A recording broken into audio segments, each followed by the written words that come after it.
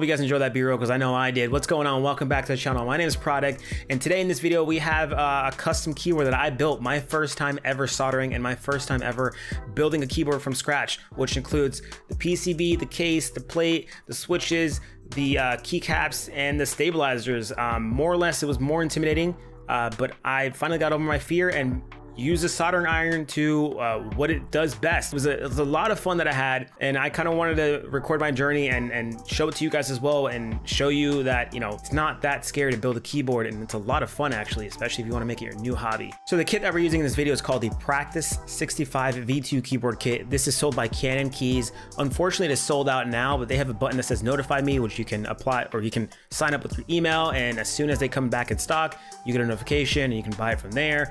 This keyboard is really great. I had a fun time using it. It comes with all the basic meat and the heart or soul of a keyboard, which is the case, the plate, you know, the materials, that the screws and stuff like that you need to build the case.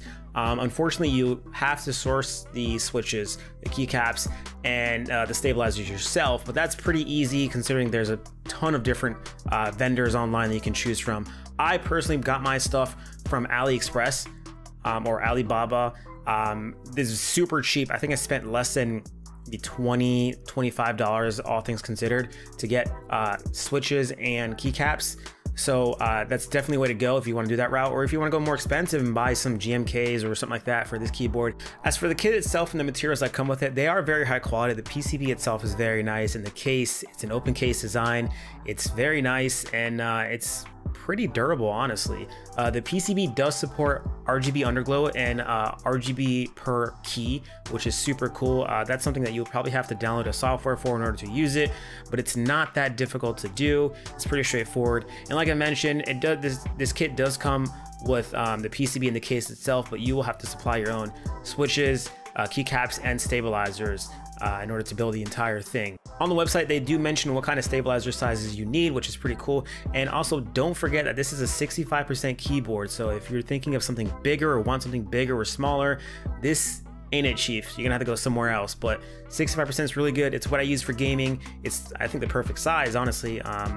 So yeah, why wouldn't you get this? If you guys are curious, want to know more about the keyboard, I'll drop a link in the description below so you guys can click on that, and if you want to purchase it, go ahead and do that. But let's get right into it and start building. I'll drop a link in the description below for the soldering iron that I'm using, but for the most part, this is the tip that I'll be using with the soldering iron. It's flatter on the top, and it's easier to use with switches, in my opinion. So for this build, I decided to go with Kale Navy box switches. They're louder and very comparable to the Cherry Blues. So if you like that loud, clicky feel and sound, these are definitely it.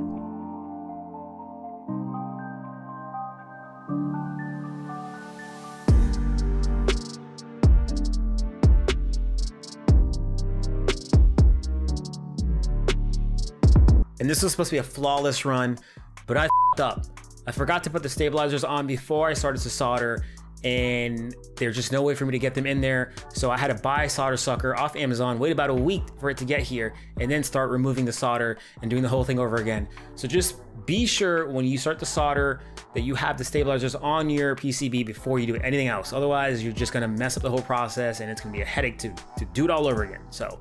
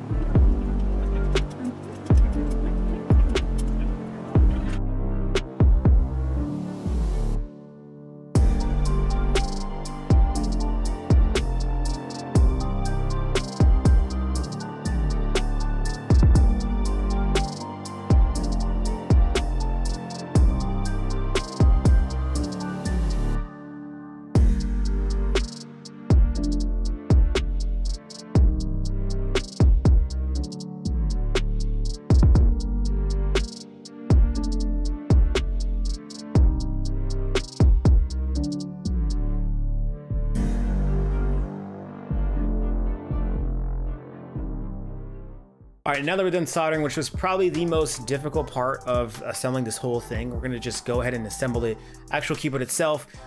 Soldering was cool.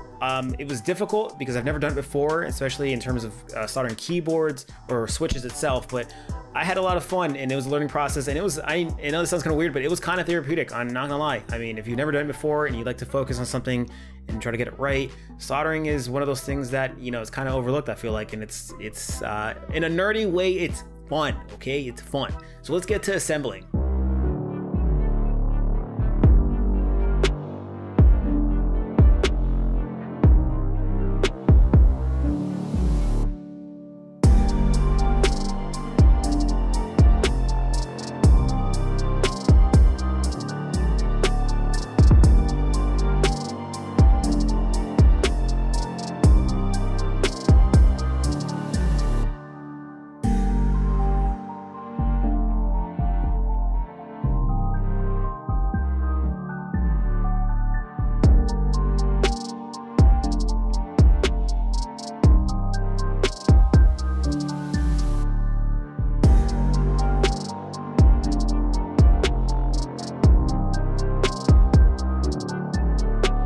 All right, now that we built the board, it's time to test the PCB and everything else, just make sure that it's working.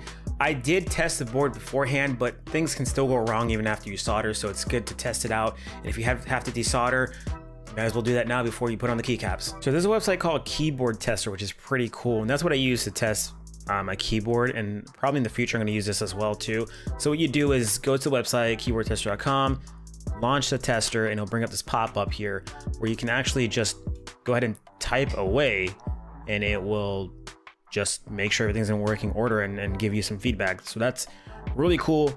It's super easy to use, and it's great when you're building a keyboard. All right, now that we built the board, we tested it out, made sure everything's in working order, it is time to finish this bad boy up and put the keycaps on and just roll some B-roll. Let's do it up.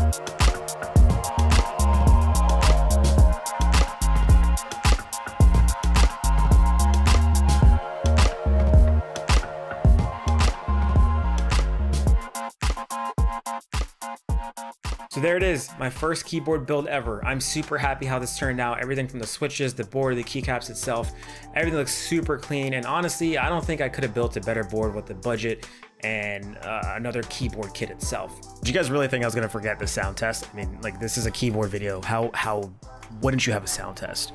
Get your ears ready and let's listen.